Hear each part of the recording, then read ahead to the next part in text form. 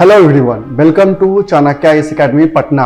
ये सेशन हम 68 BPSC PT के लिए रन कर रहे हैं, जो कि करंट अफेयर बेस्ड सेशन है। क्योंकि हम लोग इसमें fact based current affair cover करने जा रहे हैं, जिसमें हमने जो बिहार से रिलेटेड है current affairs with in 1 year हुए हैं उसे कवर करने की कोशिश करें, ताकि आपके एग्जाम में जो कन्फ्यूजन रहता है कि बिहार रिलेटेड करंट अफेयर्स को कैसे कैसे कवर करें, वो यहाँ पे आपका प्रॉब्लम सॉल्व हो जाएगा। हमने कुछ सेशन ऑलरेडी अपलोड कर चुके हैं और ये आज का हमारा 4th सेशन है। So let's begin the session. First news,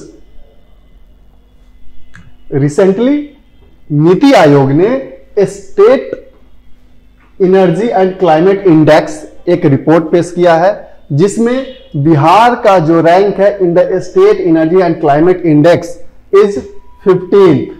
Bihar को जो रैंक दिया है गया है नीति आयोग के द्वारा in the state energy and climate index is rank 15।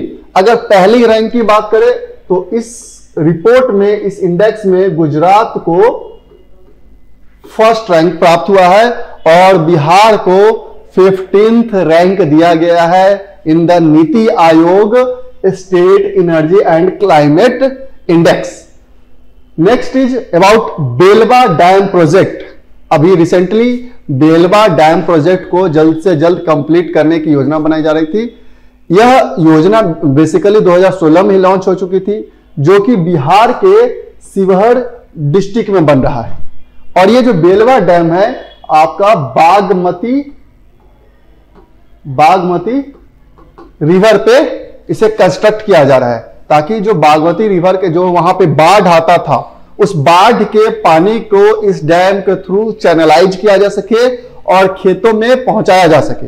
लेकिन इसे 2019 में ही कंप्लीट करना था, लेकिन फ्रीक्वेंट फ्लड के कारण इस डैम प्रोजेक्ट में हडल आ रहे थे, रुक जा रहा था प्रोजेक्ट। लेकिन अभी फिर से इसे कंप्लीट करने के लिए कार्य प्रारंभ हो चुके हैं, ताकि जो बाढ़ का पानी है, जो फ्लड का पानी है, उस पर्टिकुलर एरिया में उसे डाइवर्ट किया जा सके, चैनलाइज किया जा सके, ताकि वहां के जो कृषि जो खेत है उसमें उसका यूज किया जा सके उस पानी को, और बाढ़ से भी लोगों को बचाया जा सके। तो आपको याद रखना है कि यह बेलवा डैम प्रोजेक्ट कहां है, तो यह शिवहर डिस्ट्रिक्ट में है।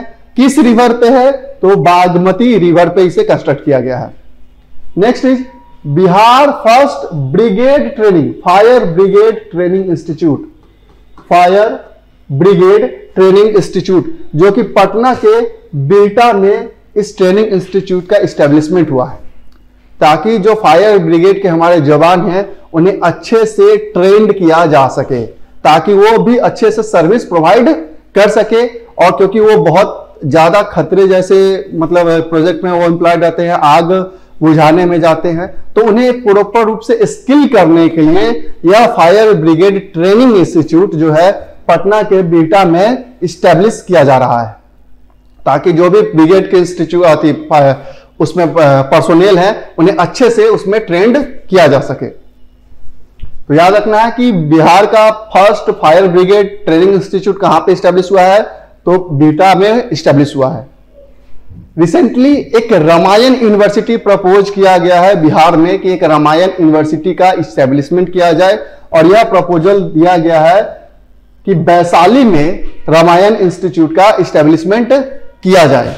यह इंस्टीट्यूट का जो मेजर एम है, क्या क्यों इस्टेब्लिश किया जा रहा है, तो मेजर एम इसका यह है कि अध्यात्म का जो स्टडी है इसमें मेनली फोकस किया जाए, कि अध्यात्म के बारे में लोगों को पढ़ाया जा सके।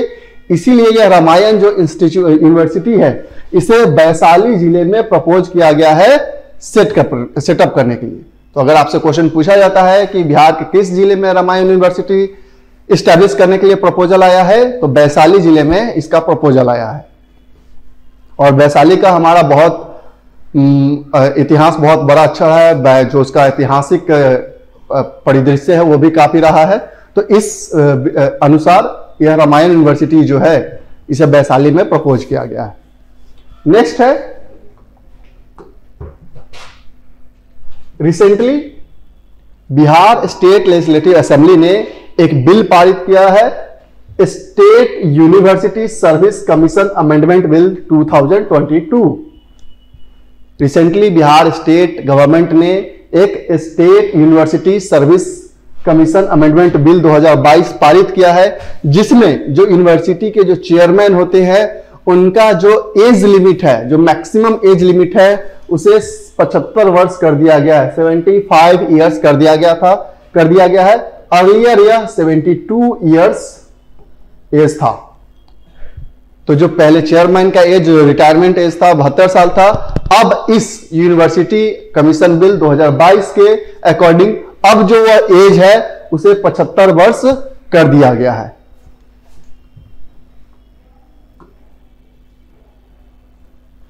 Next, Bihar first coal mine found in Bhagalpur. Bihar का पहला कोल माइन भागलपुर जिले में पाया गया है। जब झारखंड बिहार से अलग हो गया था तो जो मेजर कोल एरियाज थे वो झारखंड में चले गए थे, बिहार में कुछ मिला नहीं था, बचा नहीं था। लेकिन रिसेंटली बिहार के भागलपुर जिले में पहला कोल माइन जो है यह पाया गया है और इसमें टारगेट दिया गया है कि 2026 में इसमें एग्जीबिशन वर्क स्टार्ट हो जाएंगे। जो उत्खनन कार्य हैं इसमें 2026 में यह स्टार्ट होगा। तो अगर आपसे क्वेश्चन आता है कि बिहार का पहला कोल माइन कहां पाया गया, किस जिले में पाया गया है, तो भागलपुर जिले में पाया गया है। इसका उत्खनन कार्य कब स्टार्ट होगा, तो 2026 में इसमें उत्खनन कार्य स्टार्ट होगा। Asia's largest ethanol plant, Asia का सबसे लार्जेस्ट इथेनॉल प्लांट बिहार में स्टैब्लिश किया गया है। अब यह किस जिले में स्टैब्लिश किया गया है, तो यह बिहार के भोजपुर जिले में, भोजपुर डिस्ट्रिक्ट में स्टैब्लिश किया जा रहा है, जो एशिया का सबसे लार्जेस्ट इथेनॉल प्लांट है।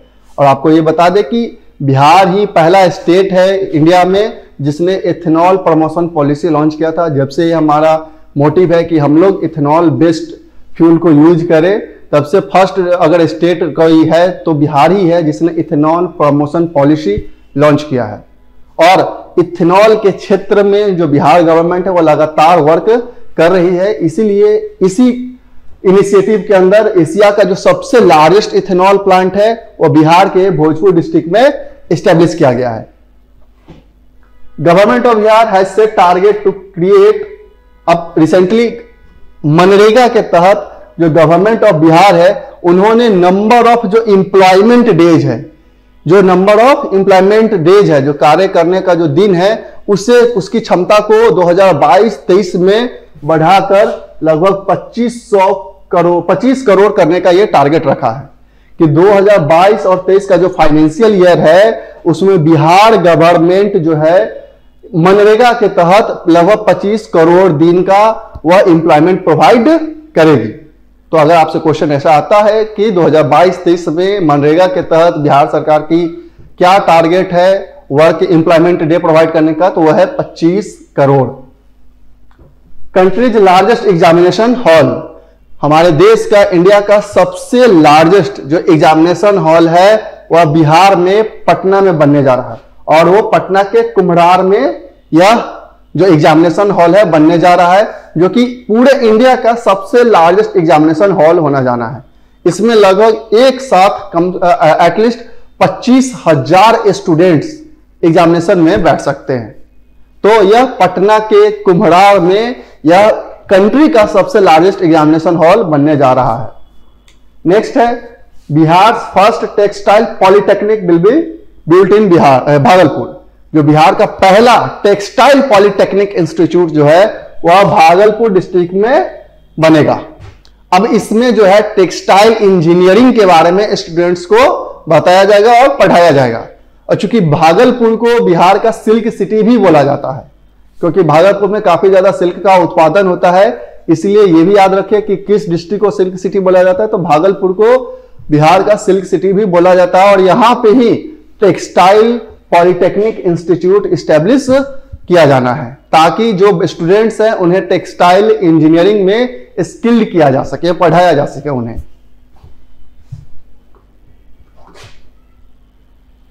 नेक्स्ट वन,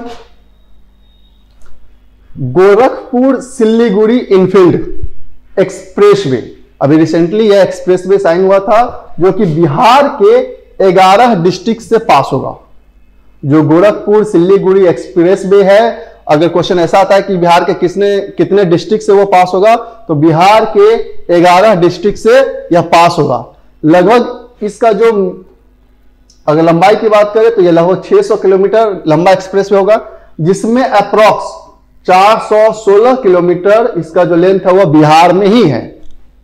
तो जो मेजर चंक ऑफ लेंथ है इस एक्सप्रेसवे का वह बिहार से ही होकर गुजरेगा। और कितने डिस्ट्रिक्ट से होकर गुजरेगा, तो वह बिहार के 11 डिस्ट्रिक्ट से यह एक्सप्रेसवे होकर गुजरेगा। So that's all for today. I hope कि ये हमारा इनिशिएटिव आपके लिए फायदेमंद साबित हो रहा होगा, जाकि आप जो इधर उधर से खोज रहे थे करंट अफेयर्स, अब आपको एक ही जगह टू द पॉइंट आपको बिहार के करंट अफेयर्स मिल रहे हैं। आप इसी तरीके से बने रहिए और हमें कमेंट में बताएं कि आप और क्या आप हमसे एक्सपेक्ट कर रहे हैं, हम उसे कवर अप करने की कोशिश करेंगे। Thank you.